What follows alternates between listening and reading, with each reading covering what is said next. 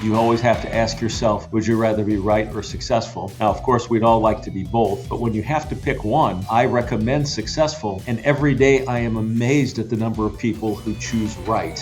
Hello, everyone. Welcome to Greenfield, where we explore the ideas, operators, and capital that are shaping the world of mobility. My name's Steve Greenfield from Automotive Ventures, and today I'm really thrilled to be joined by Jim Roche, the founder and CEO of WarrCloud. Jim, thanks for joining me yet again on another podcast.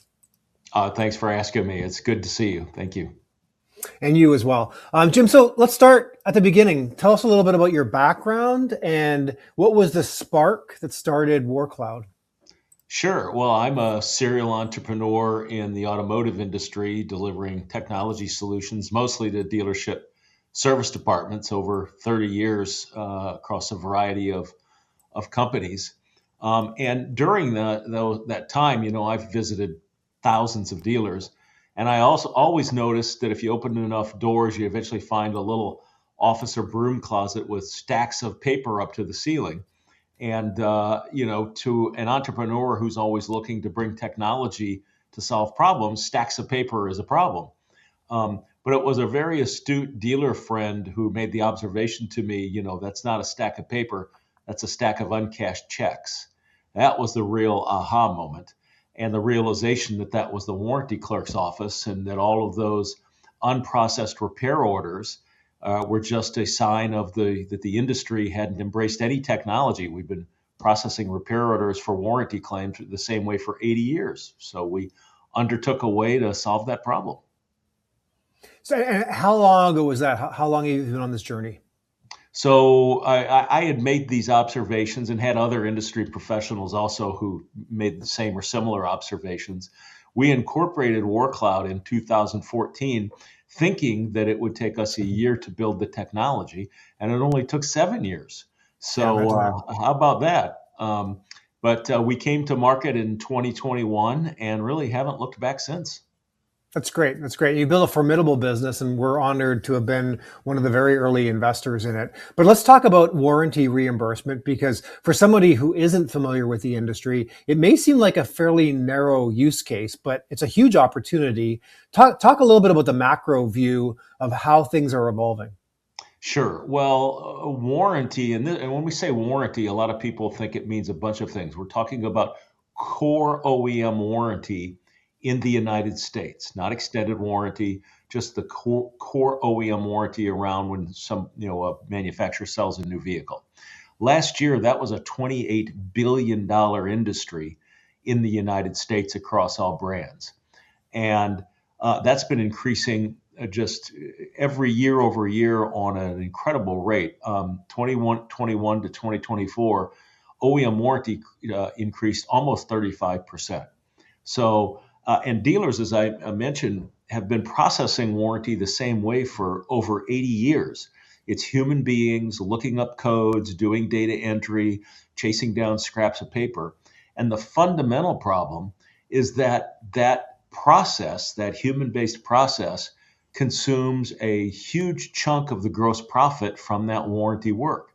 So what we're trying to do is essentially kind of your typical technology, faster, better, cheaper. We're trying to get the dealer more revenue at a lower processing cost and also help with compliance and cash flow. So your customer is the automotive dealer, and how would they articulate the ROI before and after when they start using WarrCloud? Well, in the U.S., across all of our dealers, and we've sold over 1,000 dealers on WarrCloud thus far.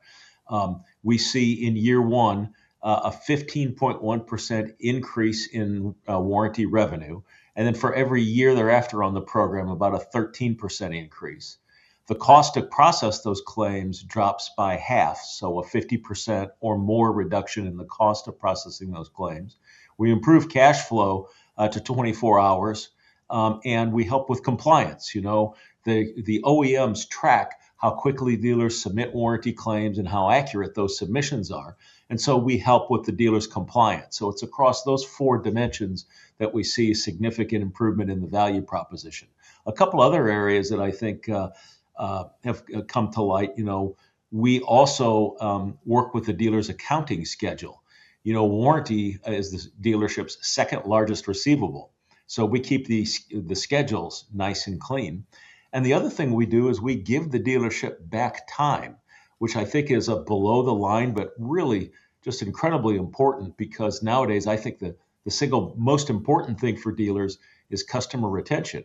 And if you can refocus your service people on the guest experience and you can improve that, well, you see higher CSI, and that drives better customer retention. So a lot of areas of benefit. So why hadn't someone else done this up until the time that you did it? I mean, what is it about this particular problem that has gone unsolved until WarrCloud came along? Yeah, I ask myself that all the time. As you may recall, Steve, we are the category creator still. We're the only people in the world who are using technology to solve this problem. Um, and I think part of the reason, well, it speaks to the fact why it took us 7 years to come to market with the solution. It's really, really hard. It is a difficult and complex problem to solve. And also, warranty claims processing just doesn't have the cachet of, digital retailing or some of the other things. It's like talking about plumbing. Mhm. But then when you tell people that it's a $28 billion industry, everybody kind of sits up and says, "Wait, what was it again?" Right. But I think those are the two primary things. It's really, really complex, and maybe it's a little bit mundane. Right. Well, you can't look at a news outlet right now without seeing news about AI and the disruptive force of it and how it's going to change blue collar work and white collar work, et cetera. How are you metabolizing all of that right now? I mean, you're running a fairly sizable now dealer facing software firm, both maybe internally and externally. How are you thinking about AI? Well, I think dealers need to be thinking about AI initially in terms of how it can make back office functions, more efficient and more productive. We all know that the automotive retail business is a tough business anyway. You're essentially running four different businesses under one roof, and finding ways to squeeze that extra profit out of those, I think, has got to be an area where dealers spend a lot of their time. Um, in our case, we've been using AI in one form or another since we came to market. So we're very comfortable with the transformative effects of it. But the real epiphany to me has been across our enterprise. In the last year, AI has just improved immeasurably. And so, I think people tend to think, oh, this is, AI is in engineering or an IT function. And it's really not. It's impactful across all areas of your business: operations, sales, marketing, accounting. Just as a trite example, as you know, I do a lot of thought leadership, public speaking, publishing articles. What used to take me 10 hours to write an article, I can now do in an hour, Right. just by using AI. It's not that the AI writes the whole thing. I guide it, I tweak it, but it helps me write a good chunk of it. I don't think there's an area of the business that can't be helped by AI. And it has been and continues to be transformative for our business. That's great. That's great. So let's talk a little bit about you and your background, because this isn't your first startup. You are a successful serial entrepreneur, although if I understand correctly, everything has been in this sort of like automotive fixed ops area. So take us back a little bit and I guess maybe help everyone understand what your entrepreneurial journey has been like, maybe what the key learnings you've had over a couple of cycles now of entrepreneurship. Sure. Well, before WarrCloud, I was one of the team that did X Time, and we wound up selling X Time to Cox Automotive, and it's continued to be a very successful fixed operations customer experience platform.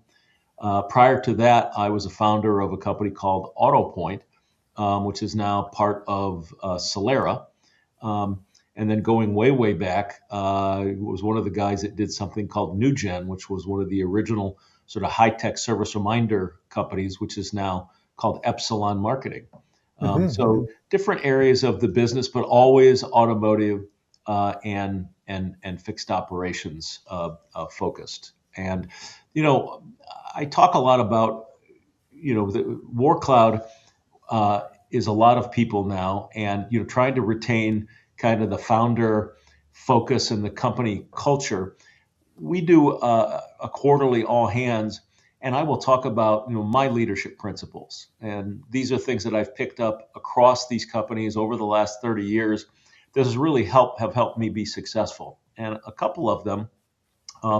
One is you always have to ask yourself, would you rather be right or successful? Now, of course, we'd all like to be both, but when you have to pick one, I recommend successful.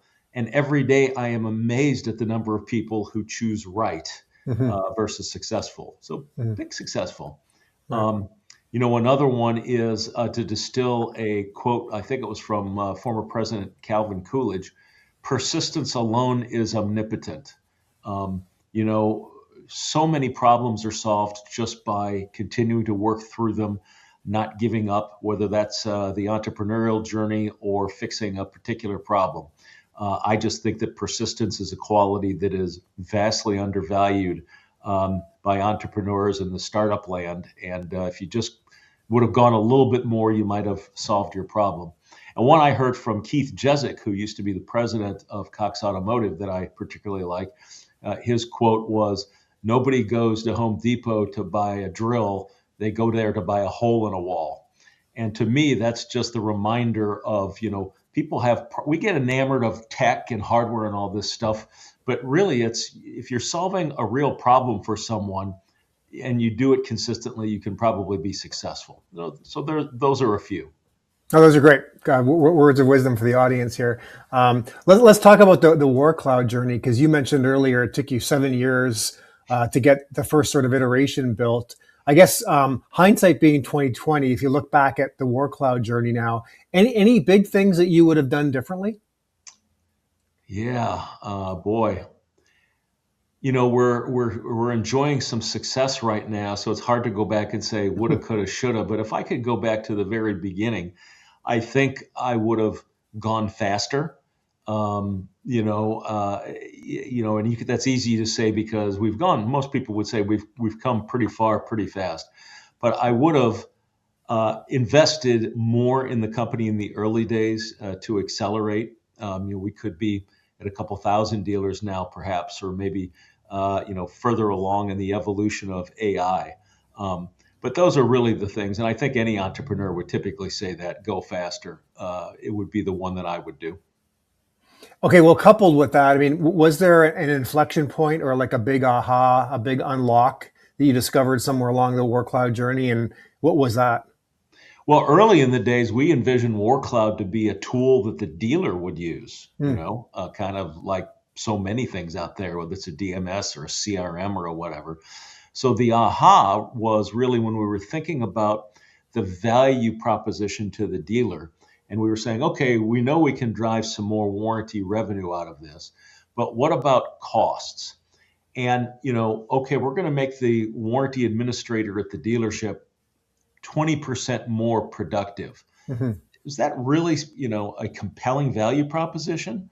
What if we're able to take it all over, reduce those costs significantly, make those improvements across the value dimensions that I previously explained, and give that person at the dealership, either maybe they're not there anymore, that's up to the dealer, or more likely, they get repurposed to help with some other area of the dealership that improves the guest experience.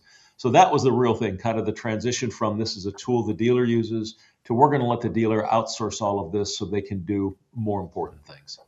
Great. Great. Let's talk about metrics and driving towards metrics. I guess two-part question. One is, do you think it's important for a startup to have like one unifying metric that all employees could rally behind versus, a basket of different metrics? And is there one metric that you and the team at WarrCloud focus on relentlessly? Yeah, I don't know if it's one, but I think you want to have just a couple. In our case, it was revenue growth. The second is eventually every company needs to make money. So I think you got to be paying attention to your profit margin. And third is retention, or churn. Those are all three of those things, I think, almost everybody in a company can wrap their head around. They're easy to discern. Um, and you sort of set the bar of here's where we want to be and here's where we are. So everybody has something that's easy to march toward.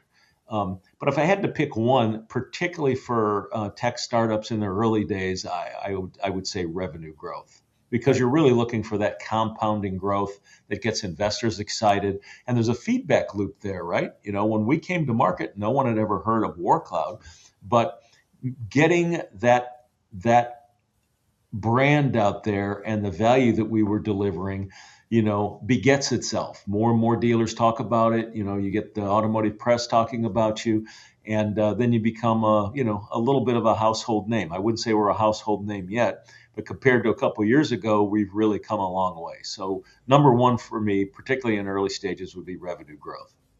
That's great. You and I have had this conversation before, but it's been a couple of years. So, what role, how important is it, and what role have mentors played in your career progress, especially around entrepreneurship? And what advice can you give to the folks out there about mentorship?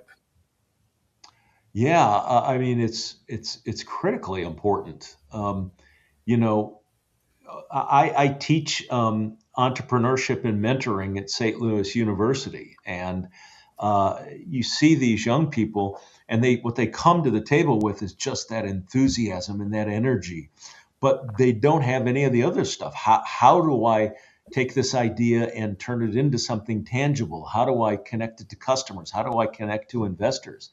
And the only way you learn that is through mentors, whether they be your board, your investors, or other people that you meet walking through life.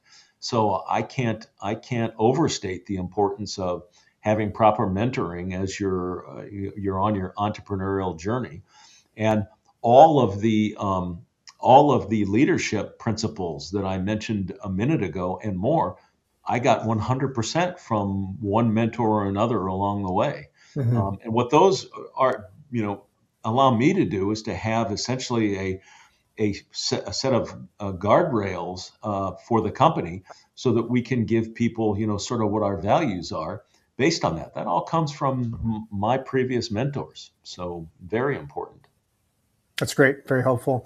Let's talk about investors. We're honored to be one of your very early investors. Thank you. Let's talk about your choices about investors. You've now taken subsequent rounds very successfully. How do you look at choosing the right investor? What do you look for investors, et cetera? And what have you learned over the years? Yeah, I mean, there are two things for me that guide me, and this is one of the things that brought us to having Automotive Ventures as the first institutional investor in WarrCloud. Um, the first one is that, look, lots of people, lots of organizations have checkbooks. Um, Find some that's table stakes. Find a partner, an investor that brings more than just a checkbook, right? Um, Introductions to customers, introductions to partners, strategic advice, in addition to the checkbook, and you get that multiplier effect, from your investors and for your board members. And the others, which I've had for many years, and you've heard me say this as my guide, is I always look for somebody who, when times are good, they're good, and when times aren't good, they're great. Right. And times aren't always going to be good, and Right. that's where you want. And the way that you identify those people, at least for me, is twofold. One, you're going to spend a lot of time with your investors, so you've got to like them. You've got to feel that connection, and that like and that trust. But the other thing is, when you do your due diligence, and you should, as the entrepreneur, before you accept an investment, do your due diligence on the investor. Ask them for a list of, pick a number, 10 or 15 companies that they've invested in the past, and you choose which ones to call as a referral and Mhm. ask the questions. I mean, everybody's got their list of, here's two or three companies that we invested in, and they're always going to say, oh, yeah, they're fantastic. But you want to go a layer beyond that, and I find that that's a good method to do that. And when you are doing those calls, what kinds of questions do you typically ask? Tell me about a time when times weren't good, and how did they support you? Right. You Yeah. know, and the other things related. I mean, I already know that they can write a check, right? So, Did they introduce you to customers? Did they introduce you to CFO or COO candidates? Hmm. Partnerships, strategic advice. Do they have regular CEO meetings, as you do, Steve? We get together regularly and talk about the industry and best practices, whether it's virtually or in person.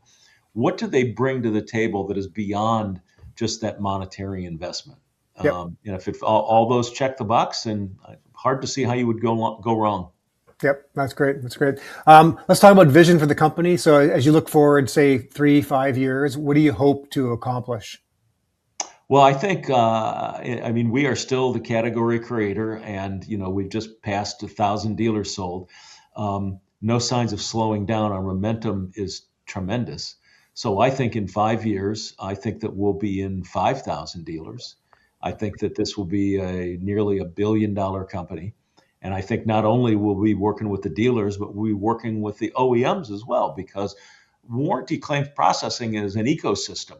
And having these disparate, varying technologies pushing these claims around just doesn't make any sense in this day and age. So I think that WarrCloud will begin to become the connective tissue that pulls these things together for a more efficient process. We'll save the dealers money.